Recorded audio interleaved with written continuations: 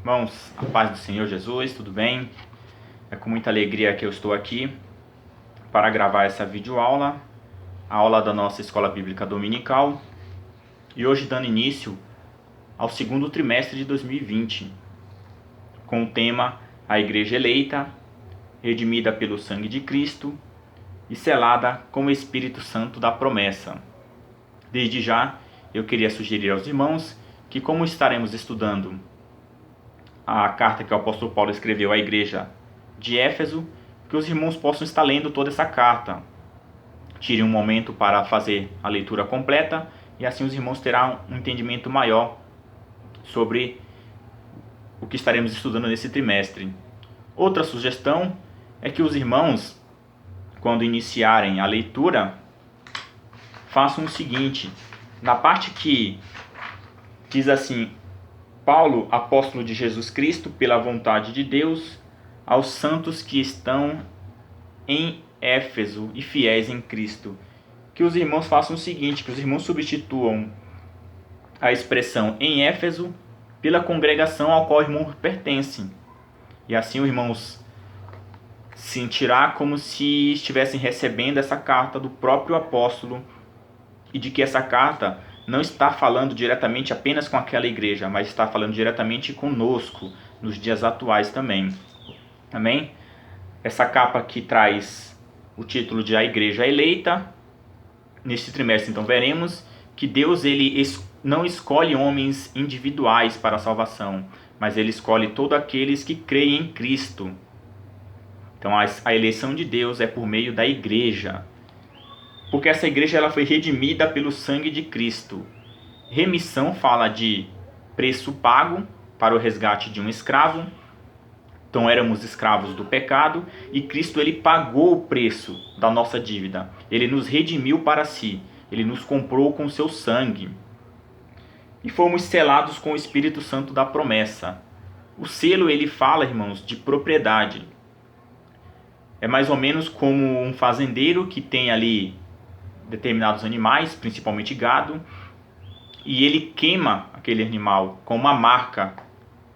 Aquele animal ele fica com aquela marca, e se por um acaso aquele animal se extraviar, ele tem como provar, como garantia de provar que aquele animal pertence a si, é uma propriedade dele porque leva a sua marca. Então o Espírito Santo de Deus nas nossas vidas é a marca de que somos propriedade de Cristo e de que, como sua propriedade peculiar, ele ao voltar, como ele disse, que iria para o Pai preparar lugar e voltaria para nos levar, para que onde ele estivesse estejamos nós também. Então o Espírito Santo ele é o penhor. Quando Cristo voltar para arrebatar a sua igreja, o Espírito Santo será a garantia de que ele vai nos levar, de que somos salvos, de que pertencemos a ele e somos sua propriedade exclusiva. Essa lição de número 1 é uma lição introdutória. Ela tem como comentarista o pastor Douglas Batista. Ele é presidente do Conselho de Educação e Cultura da CGADB, é líder da Assembleia de Deus Missão no Distrito Federal e é doutor em Teologia e licenciado em Filosofia. A lição introdutória traz como título Carta aos Efésios, saudação aos destinatários. O objetivo geral dessa lição é mostrar o propósito divino na epístola aos Efésios. Então Deus revela ao apóstolo Paulo esse mistério que esteve oculto antes da fundação do mundo. E ele vai revelar que o mistério da salvação do homem estava escondido em Cristo. Então através da sua igreja, pelo sangue de Cristo, pelo seu sacrifício na cruz, Deus ele tinha um propósito de unir todos os povos e formar um único povo, a sua igreja eleita em Cristo Jesus. Os objetivos específicos: no primeiro tópico a gente vai mostrar quem é o autor dessa carta e a data que foi escrita. No tópico 2, para quem essa carta foi escrita. E no tópico 3, explicar o propósito, por que Paulo escreveu essa carta, qual era o seu objetivo ao escrever essa carta. Então no tópico 1, o autor vai trazer a autoria. Para a gente verificar que o apóstolo Paulo foi o autor desta carta, podemos observar 3 tipos de evidência. Temos a evidência interna, que é achar dentro da própria carta a evidência de quem escreveu essa carta. E veremos que o apóstolo Paulo, ele se declara como o escritor dessa carta. Ele vai dizer assim: Paulo, apóstolo de Jesus Cristo, pela vontade de Deus, aos santos que estão em Éfeso e fiéis em Cristo Jesus. Então vemos aqui que o apóstolo Paulo reivindica para si a autoria dessa carta. Uma outra evidência é a evidência comparativa. Quando a gente pega essa carta e compara com outras cartas escritas pelo apóstolo Paulo, vamos verificar ali no seu estilo de escrever, vemos ali na sua abordagem teológica, que existem palavras e expressões usadas pelo apóstolo que são muito similares, muito parecidas, principalmente quando se lê a carta aos Colossenses. A gente vai observar que existem palavras e expressões realmente muito similares, muito parecidas, e que deixa isso de forma inquestionável a semelhança entre essas cartas, e podemos sim atribuir, ao comparar com outras cartas paulinas, que essas cartas ao Efésios também foi escrita pelo apóstolo Paulo. Outra evidência também é a evidência externa. Evidência externa, ou seja, outras fontes fora da própria carta, que demonstram que o apóstolo Paulo escreveu essa carta. E dentre essas fontes, a gente pode observar em alguns manuscritos mais antigos. E entre os mais famosos manuscritos, a gente pode observar o papiro de Chester Beatty, e o famoso Canon Muratori. Esses manuscritos, que eram cópias feitas à mão, esses manuscritos, eles são os mais antigos, que trazem nesta carta também essa autoria relacionada ao apóstolo Paulo. Segundo historiadores, esses papiros e esses manuscritos, eles têm uma data ali de aproximadamente 90 anos, eles foram escritos mais ou menos ali 90 anos após a escrita dessa carta. Então percebam que ali há muito próximo ali de quando Paulo escreveu essa carta, foi feito esses manuscritos. E quando se observa esses manuscritos, a gente vai ter os registros nesses manuscritos que atribuem a autoria dessa carta ao apóstolo Paulo. Então, através da evidência interna, comparativa e externa, podemos sim atribuir a autoria desta carta ao apóstolo Paulo. Outra coisa que o autor vai trazer para a meditação é relacionada à assinatura apostólica, que está no tópico 2. E no tópico 1 também ele vai trazer o fato de que o apóstolo Paulo ele sempre assina suas cartas como Paulo e nunca como Saulo. E muitos inclusive vão dizer que o apóstolo Paulo ele teve o seu nome mudado no ato da conversão. Ou seja, que Jesus teria mudado o seu nome quando ele se converte. Porém, o texto de Atos capítulo 13 ele é muito claro e não deixa dúvidas a esse respeito. A princípio, o texto de Atos capítulo 13, a gente pode observar já no início do versículo, quando Paulo ele é convocado para a sua missão de ser o apóstolo dos gentios. No verso 2 diz assim: E ministrando eles ao Senhor e jejuando, disse o Espírito Santo: Separa para mim Barnabé e Saulo para a obra a qual os tenho chamado. Então vocês observam, irmãos, que mesmo após a sua conversão, quando o Espírito Santo vai chamar Paulo para essa missão de ser o apóstolo do gentio, o próprio Espírito Santo chama ele pelo nome de Saulo. Então, se Jesus tivesse mudado o nome dele, o Espírito Santo não chamaria mais de Saulo, mas sim de Paulo.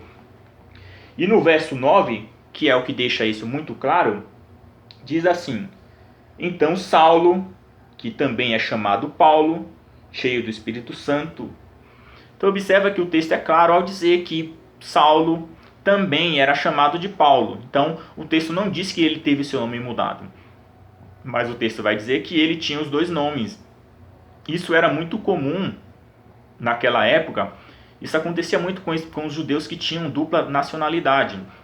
Então os irmãos sabem que Saulo, o seu provável nome era uma homenagem ao rei Saul, que foi o primeiro rei de Israel.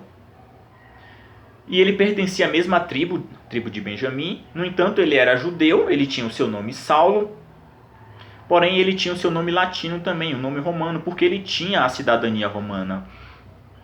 Então, o escritor do livro de Atos, o escritor Lucas, enquanto ele está retratando a relação do apóstolo Paulo ali no meio gentil, no ambiente judeu, ele o chama de Saulo.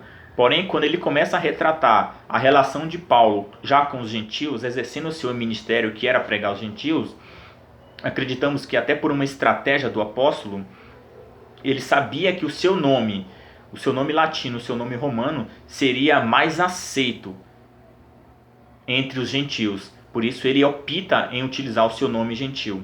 Lembrando também que Saulo significa aquele que é desejado e Paulo significa aquele que é pequeno. Numa linguagem espiritual, Paulo, que era aquele grande homem da lei, um grande conhecedor, um profundo conhecedor das Escrituras, como ele mesmo diz, que ele foi criado ali, ensinado aos pés de Gamaliel, quando ele se converte, ele passa a ser pequeno, ele passa a trazer aqui um sinal de humildade, porque a partir desse momento agora, não é ele que aparece mais, mas sim é Cristo. Toda a honra e toda a glória será dada a Cristo, como o João Batista vai dizer, é necessário que ele cresça e que eu diminua. Então, isso aqui traz uma mensagem espiritual para a gente, que no ministério quem deve aparecer é sempre Cristo. E nós sempre seremos os servos e devemos ser pequenos, nos tornar pequeno, para que a força de Cristo venha se manifestar nas nossas vidas. Então Paulo não teve o seu nome mudado, e sim, ele continuava com o nome de Saulo, porém o nome Paulo é utilizado porque ele passa a pregar aos gentios, e o seu nome gentílico seria mais aceito no meio gentil. No tópico 3, irmãos, vai falar sobre o local, uma epístola da prisão. Essa epístola, ela é considerada como a epístola da prisão. Por que ela é chamada assim, epístola da prisão? Porque essa, irmãos, é uma das 4 cartas, juntamente com Filipenses, Filemão e Colossenses, que o apóstolo Paulo escreve quando ele esteve preso em Roma. Era uma prisão domiciliar, alguns até vão dizer que essa prisão poderia ter sido na prisão em Cesareia, mas vemos que a prisão em Roma seria mais adequada porque era uma prisão domiciliar, ele estava à vontade ali para receber os irmãos que iriam os visitar, e ele tinha mais tempo para escrever. Então ele escreveu essa carta da sua prisão em Roma, prisão domiciliar que ele esteve em Roma. A data, acredita-se que o apóstolo Paulo ele chegou em Roma por volta do ano 60. Sempre quando se trata de questão de data, são datas aproximadas. Então ele teria chegado por volta do ano 60 depois de Cristo, e ele teria escrito essa carta por volta do ano 61, do ano 62 depois de Cristo. E o portador da carta, ou seja, aquele mensageiro que vai levar essa carta até a igreja, seria Tíquico, seria o irmão Tíquico. Então, vemos aqui que a autoria é atribuída a Paulo. Paulo, ele não teve seu nome mudado, ele continuou sendo chamado Saulo, mas opta em usar o seu nome romano, por ser mais aceito entre os gentios. Ele escreve essa carta da prisão, da sua prisão que ele esteve em Roma. Por isso que a gente vai ver muito ele usar expressões como o prisioneiro do Senhor, o embaixador em cadeias, porque ele se encontrava preso. Ele escreveu essa carta por volta do ano 61 a 62 depois de Cristo, e Tíquico foi o portador, foi aquele responsável em levar essa carta até a igreja. No tópico 2, o autor vai tratar sobre o emissário, os destinatários, para quem o apóstolo Paulo enviou essa carta. E ele vai trazer detalhes sobre a cidade de Éfeso. Essa cidade de Éfeso era uma cidade que era um grande centro comercial, era uma das principais cidades da Ásia, a Ásia Menor, que hoje conhecemos como Turquia. Era uma cidade que tinha um porto, isso favorecia ali muito ali o comércio, o turismo ali de pessoas que faziam ali peregrinação em visitas ali ao templo da deusa Diana. Era uma cidade que estima-se que tinha por volta de 300 a 500 mil habitantes. Era uma população muito numerosa, principalmente para aquela época. Então era uma cidade muito importante, uma cidade muito grande. E nessa questão do destinatário, a gente pode observar que questiona-se sobre a questão de que essa carta ela não teria sido endereçada especificamente à igreja de Éfeso. Por quê?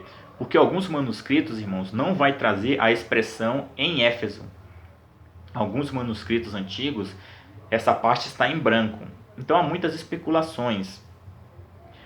Alguns vão dizer que o apóstolo Paulo teria deixado esse espaço em branco para que quando chegasse à igreja, como eu sugeri no início, que aquele líder que fosse ler, ele acrescentaria aos santos irmãos que estão em Éfeso. Então, que a maior corrente de pensamento é que essa carta ela seria uma carta circular, ou seja, ela não seria restrita à igreja de Éfeso. Ela iria para a igreja de Éfeso, seria lida na igreja de Éfeso, mas ela deveria circular. Então, a intenção de Paulo era que essa igreja ela seria escrita para todas as igrejas da Ásia Menor, sendo que ela ganha maior destaque na igreja de Éfeso porque Éfeso era a maior cidade, era a capital da província da Ásia. Então, isso fez muita gente pensar nesse sentido, até mesmo pela questão da impessoalidade, ou seja, por Paulo ter pastoreado essa igreja durante 3 anos, ele tinha um carinho muito grande por essa igreja. A gente não vê ali saudações a grupos especiais, a pessoas especiais, você não vê ele citando o nome. Então isso é muito estranho, pelo tempo que ele passou nessa igreja e pelo carinho que ele tinha por essa igreja. Então, por isso muitos vão dizer que essa carta não foi direcionada exclusivamente à igreja de Éfeso. E é até interessante que há também um questionamento se essa carta não seria a carta perdida à igreja de Laodiceia.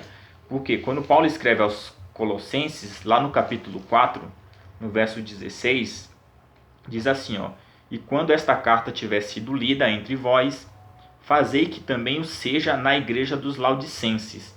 E a que veio da Laodiceia, lede a vós também." Então é interessante que o apóstolo Paulo ele pede que assim que a carta que os colossenses receberam, que eles lessem a carta, que eles enviassem essa carta para os laodicenses, para a igreja de Laodiceia, e que a que estava vindo de lá fosse lida também por eles. Então era um costume de Paulo, mesmo que essa carta aos Colossenses foi direcionada à igreja de Colossenses, a ideia também era que ela circulasse. E isso vai acontecer também na carta aos Efésios. Então alguns vão acreditar que essa carta que viria da igreja de Laodiceia seria essa carta aos Efésios. Não há muitos fundamentos que venham a comprovar isso. Possivelmente essa carta que estava vindo da igreja de Laodiceia seria sim essa carta de Éfeso, mas como ela era uma carta circular, então ela já estaria passando pela igreja de Laodiceia e estaria se dirigindo à igreja dos Colossenses. Mas a igreja de Éfeso era a igreja mais notória, era a igreja ali da cidade que era a cidade mais importante da Laodiceia, então ela ganha essa notoriedade, e é por isso que alguns manuscritos não traz essa expressão em Éfeso, alguns traz, talvez porque na elaboração do cânon, o que era analisado era o destinatário principal, e o destinatário principal seria a igreja de Efésios, por isso que ela ficou conhecida para a gente como a carta aos Efésios, mas pelo seu conteúdo ser um conteúdo mais universal. Então Paulo não trata de um problema específico de determinada igreja, é um conteúdo mais universal tratando sobre esse mistério da salvação. Então, como ela tinha um propósito de ser circular, mas sendo que a igreja de Éfeso era a igreja mais notória daquela época, a igreja principal daquele território, ela ficou conhecida como a igreja aos Efésios. A religiosidade de Éfeso. A cidade abrigava o templo de Ártemis, era conhecida assim para os gregos, e deusa Diana para os romanos. Então a economia dessa cidade, irmãos, estava baseada na idolatria. era uma cultura pagã, era uma religiosidade pagã. Eles eram muito religiosos, porém era uma religiosidade pagã. Eles estavam envolvidos com ocultismo, artes mágicas. No culto à deusa Diana havia ali práticas de imoralidades sexuais, orgias. E toda a economia, até porque havia ali peregrinos que faziam ali peregrinações para essa cidade. É algo muito parecido hoje com, por exemplo, a cidade de Aparecida, que é uma igreja que recebe ali muitas visitas.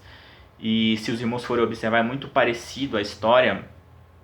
E o comércio gira em torno ali em Aparecida, o comércio gira em torno dessa padroeira. Era mais ou menos o que acontecia com Éfeso. Todo o comércio girava em torno do templo da deusa Diana. Tanto é que quando o apóstolo Paulo vai pregar contra a idolatria, o que vai acontecer? Muitos vão se revoltar ali, principalmente liderado ali por um ourives chamado Demétrio. Ele vai ali se insurgir contra Paulo ali, ele vai levantar ali as pessoas para se revoltar contra o apóstolo Paulo. Por quê? Porque aquilo ameaçava a economia, porque essas pessoas viviam ali da fabricação de imagens, miniaturas do templo. Então isso era a fonte de renda da cidade. E quando isso estava ameaçado com a pregação do apóstolo Paulo, houve todo aquele alvoroço para que Paulo fosse expulso da cidade, porque aquilo estava prejudicando a economia deles. Então eles eram muito religiosos, porém a religiosidade deles estavam baseadas na idolatria da deusa Diana e no ocultismo, artes mágicas. A igreja de Éfeso. Paulo evangelizou a cidade e seus arredores durante 3 anos.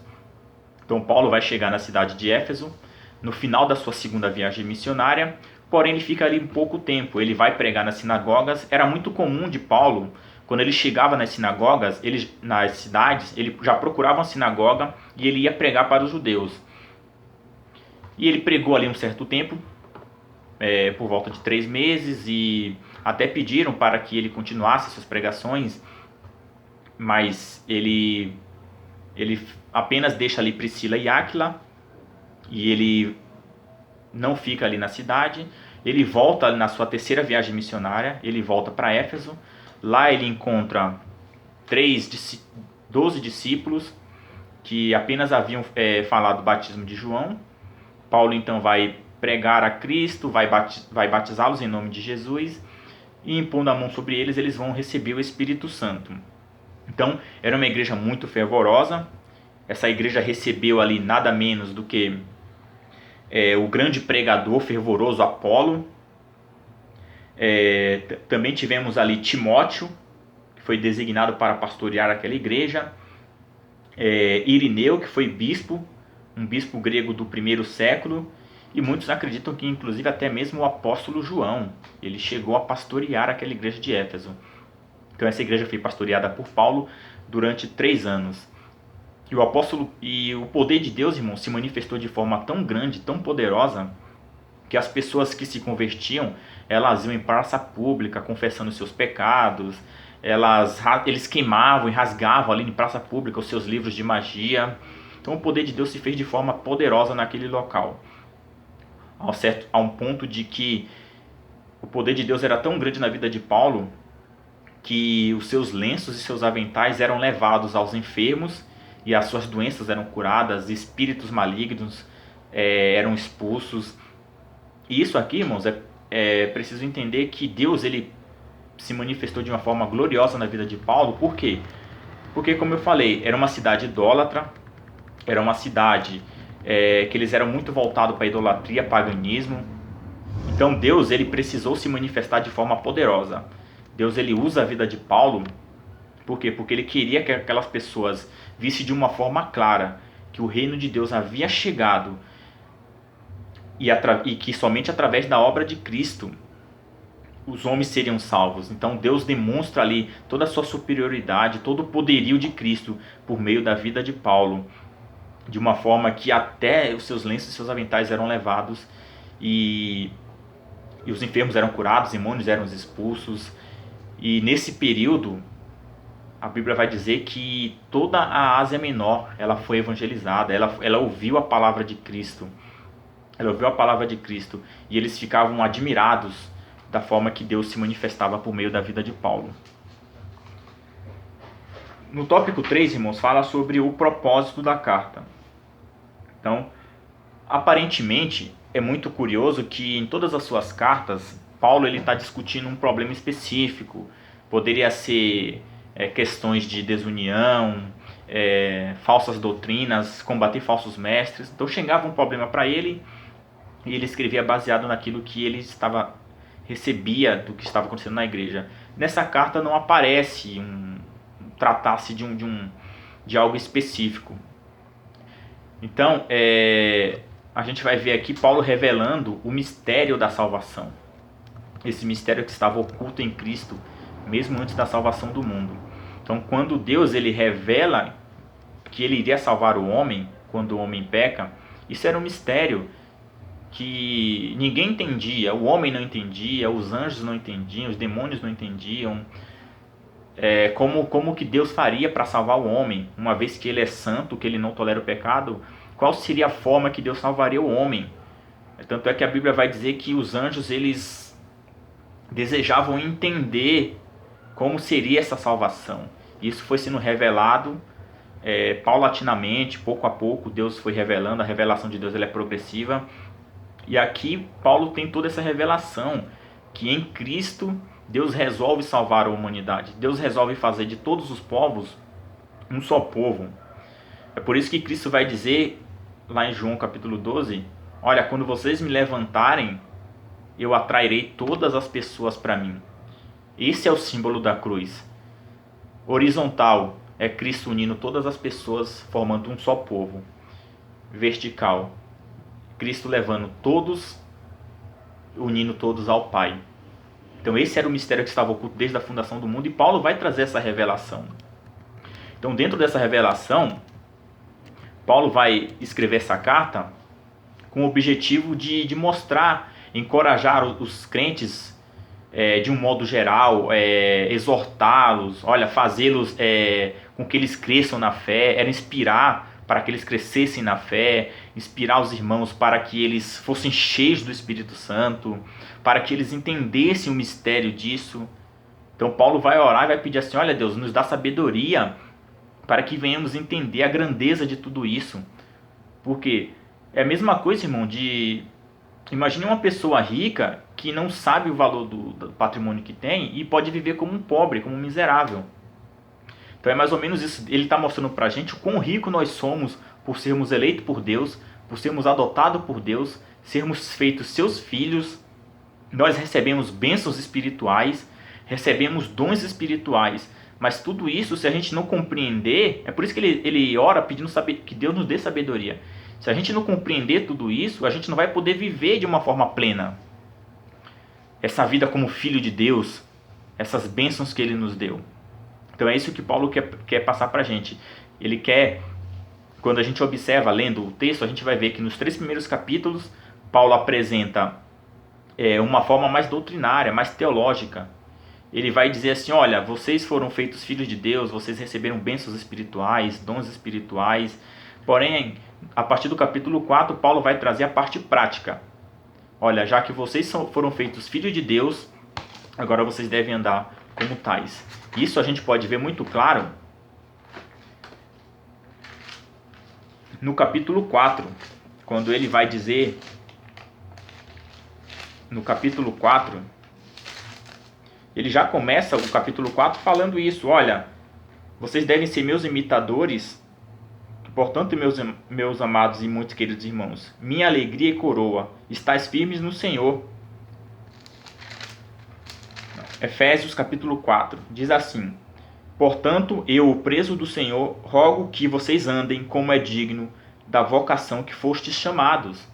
Então ele vai dizer assim, olha, vocês têm que se despir do velho homem. Então a cidade era uma cidade muito idólatra. Então como era uma cidade muito idólatra, talvez eles ainda estavam levando para o cristianismo costumes antigos. Então Paulo ele é objetivo aqui, mas ele também traz a prática. Ele não traz apenas a teoria, ele traz a prática. Porque quando ele diz isso, alguém poderia dizer assim: ah, mas o que é se despir do velho homem e se vestir do novo homem? Eu não entendi isso. Poderia usar isso como um pretexto para continuar levando a sua vida do mesmo jeito. Só que aí ele vai falar, ele vai deixar bem claro: olha, vocês têm que se revestir do novo homem que segundo Deus é criado em justiça, em verdade e em santidade. Vocês foram tornados filhos de Deus e como os tais devem agir. Andar em justiça, andar em santidade. Aí ele vai falar assim: olha, se vocês ireis, mas não pequei. Olha, aquele que andava falando a mentira, agora deve falar a verdade. Quem roubava não rouba mais. Ao invés de vocês ficarem usando palavras torpes, vocês devem usar palavras que edifiquem.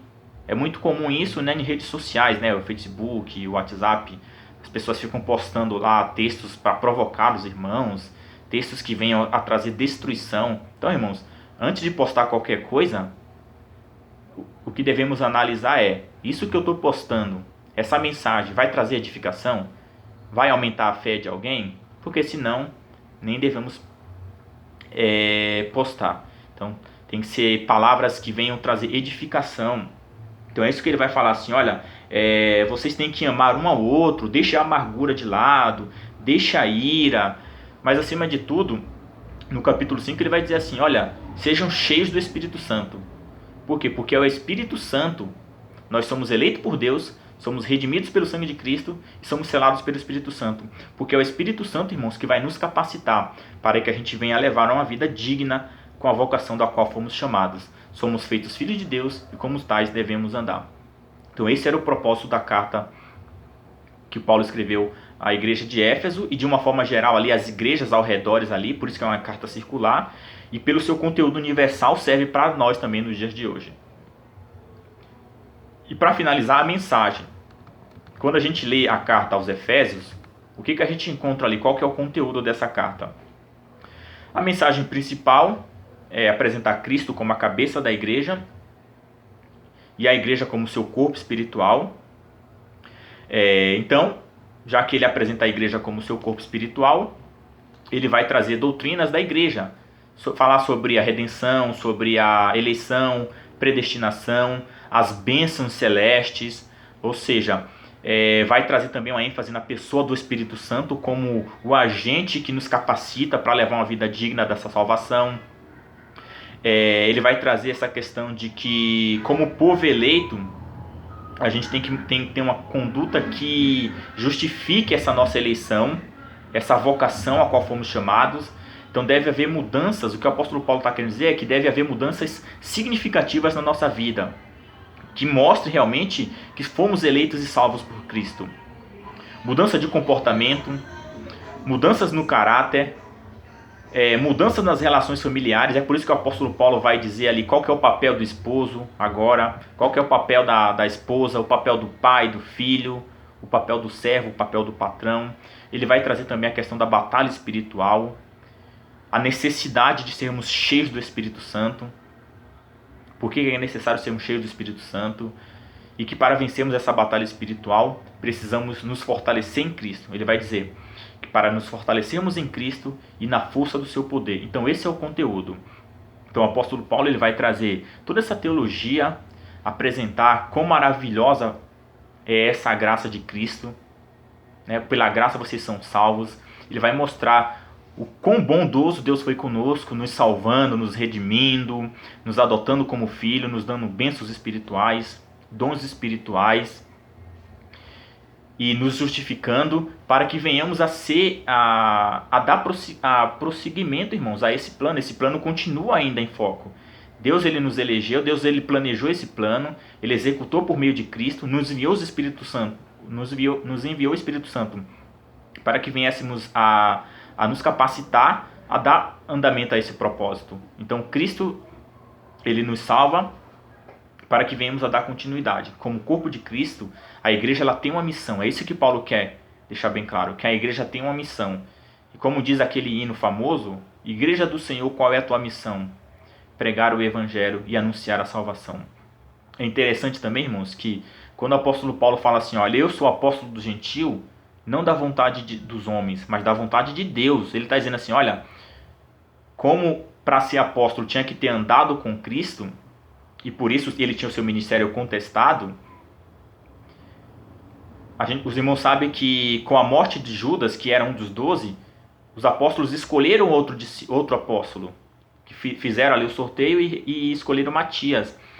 Então o apóstolo Paulo vai deixar bem claro, olha, eu não fui escolhido por homem, não foi Pedro, não foi João, não foi André que me escolheu, mas eu fui escolhido pelo próprio Cristo. Ele mesmo apareceu a mim e me vocacionou para isso. Então eu tenho a minha missão. E o sinal do meu ministério, do que eu fui chamado pelo próprio Cristo, são vocês. Vocês são o selo do meu ministério. E os sinais e maravilhas que eu tenho feito, que Deus tem feito na minha vida, isso é prova do meu ministério. Isso atesta o meu ministério. Então Paulo, ele recebeu a sua missão e ele cumpriu com êxito. E justamente nesse capítulo que ele vai dizer que Cristo chama uns para os profetas, outros para apóstolos, evangelistas, pastores e mestres, buscando a edificação do seu corpo, o aperfeiçoamento Eu vou até ler esse texto para que vocês entendam, irmãos, que ele mesmo deu uns para apóstolos, e alguns para profetas, e outros para evangelistas, e alguns para pastores e professores, para o aperfeiçoamento dos santos, para a obra do ministério e para a edificação do corpo de Cristo, até que todos chegamos à unidade da fé e ao conhecimento do Filho de Deus, ao homem perfeito, à medida da estatura da plenitude de Cristo. Então, assim como Paulo está dizendo assim, olha, é Deus quem levanta obreiros, foi Deus que me chamou para essa grande obra. É assim também, irmãos, ele chamou a cada um de nós. O nosso ministério não é dado pelo homem. O nosso ministério vem do próprio Deus. Portanto, você que é professor, que é pastor, que é presbítero, evangelista, dirigente de círculo de oração, regente, entenda que o seu chamado é um chamado pelo próprio Deus, porque é Ele quem levanta obreiros, irmãos, buscando a edificação do corpo, o aperfeiçoamento dos santos. Então, faça aquilo que Deus colocou na sua mão, faça de coração, não como para homem, mas como se você tivesse, porque você está fazendo para o próprio Deus, e o galardão é nos céus. O nosso trabalho, como Paulo nos garante em 1 Coríntios 15:58, o nosso trabalho no Senhor não é vão. Você será grandemente recompensado. Então entenda, o seu chamado, o nosso chamado como igreja, como corpo de Cristo, é de anunciar o Evangelho, é de anunciar essa maravilhosa salvação que Deus, irmãos, manifestou aos homens por meio de Cristo Jesus. Então que venhamos a despertar. Talvez esse momento que estamos passando hoje, Deus esteja usando justamente para isso, para nos despertar. A gente vê em vídeos aí pessoas orando nas praças, orando nas ruas de joelho, em frente às igrejas. Mas que isso não venha acontecer apenas nesse momento, irmãos. Mas que isso venha continuar, isso venha ser progressivo. Deus está nos chamando para um relacionamento mais profundo com Ele e de intimidade, irmãos. E somente através da intimidade com o Espírito Santo é que seremos capacitados, irmãos, para fazer aquilo que Deus colocou na minha e na tua mão. Que venhamos, irmãos, a despertar para aquilo que fomos chamados. Paulo, mesmo preso, ele não deixou de cumprir o seu ministério. Estamos impedidos, sim, de nos reunirmos no templo físico, mas nós somos a igreja. Então, Paulo foi preso, mas ele continuou a exercer o seu apostolado. E o que nós estamos fazendo diante desse momento de não podermos estarmos na congregação? O que você tem feito? O que você tem produzido para o reino? Então, que venhamos a meditar nisso, que venhamos a nos fortalecer no Senhor cada dia mais e mais, que venhamos, irmãos, a buscar a palavra do Senhor. Acompanhe, irmãos, as aulas dominicais, seja online ou seja nos vídeos que os pastores e professores postam. Farei possível também para estar postando, para que a gente venha acompanhar, para que quando a gente voltar a poder nos reunir novamente fisicamente, que a gente venha acompanhar a revista de onde ela parou. Então venha acompanhar, acompanhem, está apenas começando, teremos lições riquíssimas nesse trimestre, vamos falar sobre tudo isso, predestinação, adoção, o plano da salvação, o que Deus espera de nós como igrejas, irmãos. Ele nos salvou, nos deu dons e bênçãos, mas Ele espera algo de nós. O que Deus espera algo de nós? Estaremos estudando e meditando nisso justamente nesse trimestre. O que Deus espera da gente como pai, como esposa, como filho, como servo e principalmente como igreja. Fomos comissionados para uma missão, irmãos. A palavra igreja significa os chamados para fora. E será que temos cumprido essa missão? Aquilo que Deus colocou nas nossas mãos? Então lembre, irmãos, você é chamado por Deus. Faça aquilo que Deus colocou na tua mão. Cumpra o teu ministério. A gente vê que Davi, ele é chamado de o homem segundo o coração de Deus. Isso era porque Davi, ele fazia aquilo que Deus colocou na mão dele com esmero, com dedicação. Ele fazia sempre com vontade de agradar a Deus, em cumprir a missão que Deus colocou nas suas mãos, como o apóstolo Paulo fez com seu apostolado. Então, nós também podemos ser homens e mulheres de Deus, homens e mulheres segundo o coração de Deus. Seja um pastor segundo o coração de Deus, seja um pregador segundo o coração de Deus, seja um regente segundo o coração de Deus, seja uma dirigente de círculo de oração segundo o coração de Deus. Ou seja, busque fazer aquilo que Deus colocou em suas mãos com dedicação, sempre buscando fazer da melhor maneira possível. Que venhamos a buscar cada dia mais a crescer na graça e no conhecimento do nosso Senhor e Salvador Jesus Cristo. Que sejamos gratos, irmãos, a tudo aquilo que Deus nos fez e Deus nos deu. E não há maior forma de gratidão de fazer isso em cumprir o nosso chamado e levar o ID do Senhor e buscar a salvarmos, irmãos, a compartilhar essa graça maravilhosa com aqueles que ainda não conhecem e ainda não vivem essas riquezas espirituais que Deus nos deu por meio do seu Filho, Cristo Jesus, e do seu Espírito Santo. Amém? Que Deus abençoe a todos. Fiquem todos na paz do Senhor Jesus. Amém.